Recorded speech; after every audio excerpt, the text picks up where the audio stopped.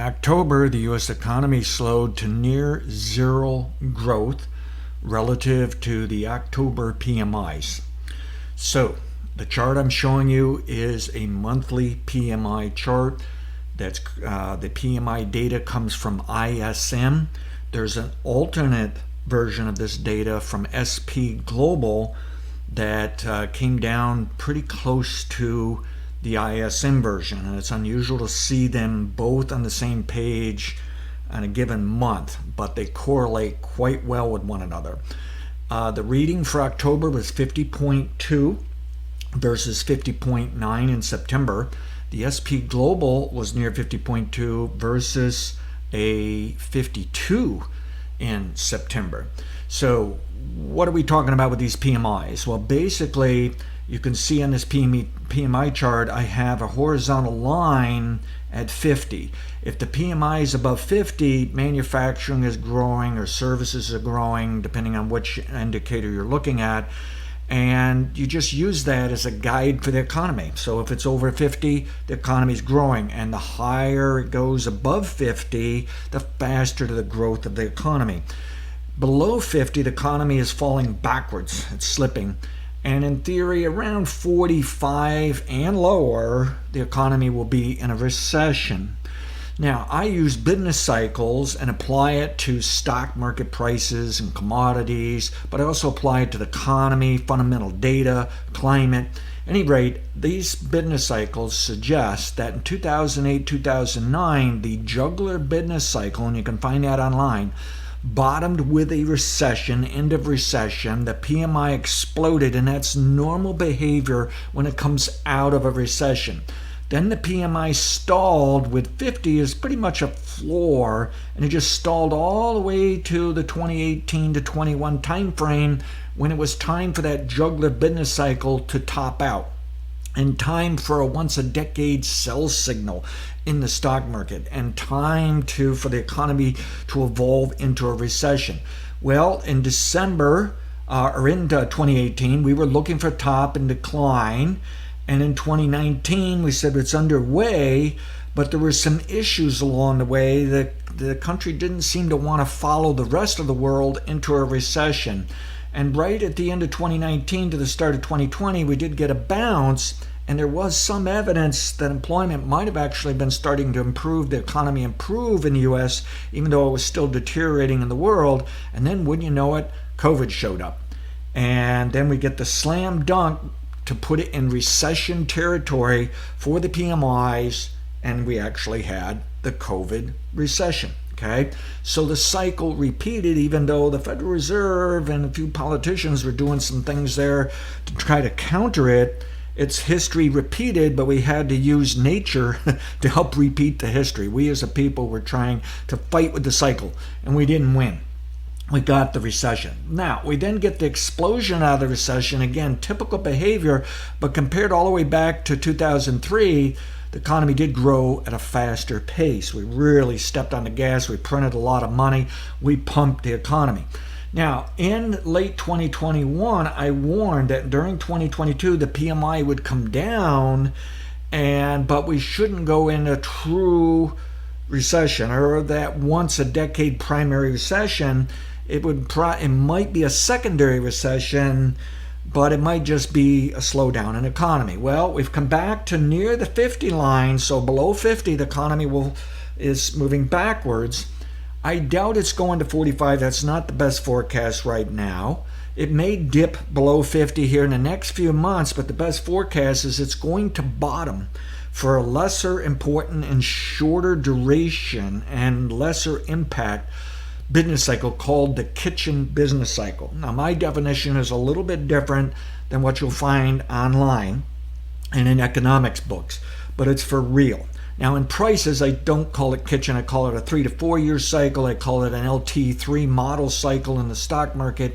And we've been bearish, the stock market, but we've been looking for a long-term bottom in the stock market now, okay? Now into early next year, and it may have occurred on October 13th. Now, for the PMIs, we said we would like to see it bottom no later in October, and here we got a nice drop in the PMIs down to about ready to dip into backing off an economy here. It may bottom now, but we can see spillover momentum, and it may not bottom early next year, which we think is the latest for long-term bottoms for the economy, long-term bottoms maybe for consumer sentiment, a variety of macroeconomic data, and for the stock market. And again, the stock market may have already bottomed. It may bottom ahead of the economy. So this is why we have a K here telling us to watch out for the kitchen cycle. We have a K to the upside in 2023. We think the PMIs improve in 2023 to maybe even into 2024, but would likely stay below 60. That would be normal behavior. You can see here in the last decade, it spent a fair amount of time just in the 50s, and the economy actually grew to record high levels. The stock market rallied to record highs. So you do not need the PMI to continue to pound out high levels. That's meaningless. It doesn't work that way. It's stuck in a sideways range. So this is normal behavior for it to come down within a major long-term bull market for the stock market and growth for the economy that could last well into the end of this decade.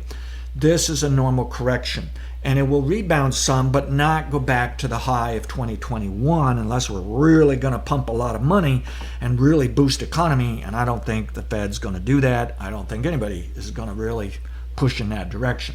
At any rate, yes, it looks ugly, it looks bearish, it looks negative, but it is time to turn this indicator up. And so we then take the PMIs and turn it into an annual chart so we can better see some of these long-term patterns, this juggler business cycle. So each one of these candles or bars is just showing you the open, high, low, and close of a year, the end of the year PMIs. And you can see we're on the low end for the year. It's looking ugly. It topped last year as it should have. It's come down as it should have. And it's due for a bottom now into sometime next year. And we put it under the microscope and we're thinking it's probably going to bottom no later than first quarter of next year. Don't know for sure. And the point is, it may have bottomed, maybe bottoming now or anytime into, say, the first quarter of next year. So this is just an interesting way to see these patterns. Each one of these J's tells you the decade growth and decade rise of inflation and a decade rise and drop in interest rates and the decade styled drop in the economy, the recession. So ideally, the PMIs are going to stay up towards 60 for the rest of this decade, and then they're going to drop sharply into recession territory. There may be some lesser important recessions along the way. There'll be corrections in the stock market. It's going to continue to fluctuate every day. But bottom line is, yes, this looks scary, but it's actually got a contrarian positive side to it, that by next year and the following year, the PMI should recover and the stock market should move higher and the economy should continue to grow to record size. This suggests we are going to beat inflation, and separate business psychoanalysis suggests that. It suggests interest rates are not going to rise by huge amounts for a very long time and hurt the economy. And separate analysis of interest rates suggests that. So we can use this PMI as a reverse modeling to tell us where the stock market and the various factors of our economy, things like inflation and interest rates, and then we can turn around and use this type of model analysis in those things by themselves and bring it back to see if it makes sense, a feedback loop. This next chart is when we take the PMIs and we simply say, if it's above 50, add it to the prior month. If it's below 50, subtract it. And then we convert it to an annual chart it out, and we can see the economy has basically been growing forever, at least since the 1930s, okay? But it's had some super cycle problems at times, specifically 2008, 2009.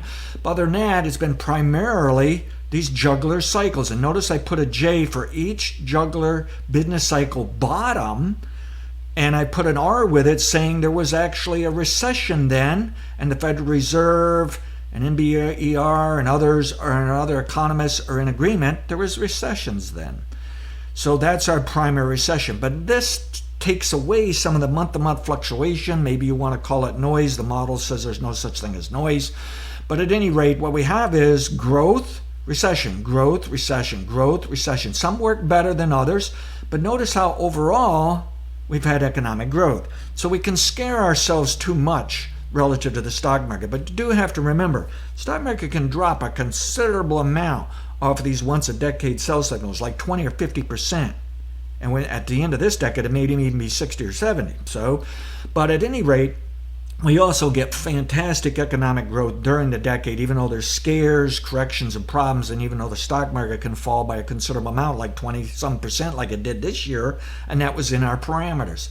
Anyway, we can see that the indicator as of October, even though it backed off to near 50 for the PMI, we have to actually add that. And what it's saying is new record high for that indicator. We call it the econ indicator, and that implies that nominal GDP per capita and other types of GDP measurements are probably also at record highs. That implies our economy is record large, record value, size, however you want to look at it. At any rate, everything is on track, and we don't believe that we're looking at a destructive moment now into next year in terms of fighting the economy.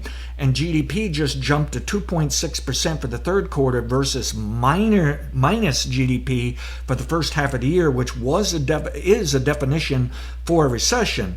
But it's a weird recession, and we don't even think it was in a recession, that the GDP indicator was off a bit.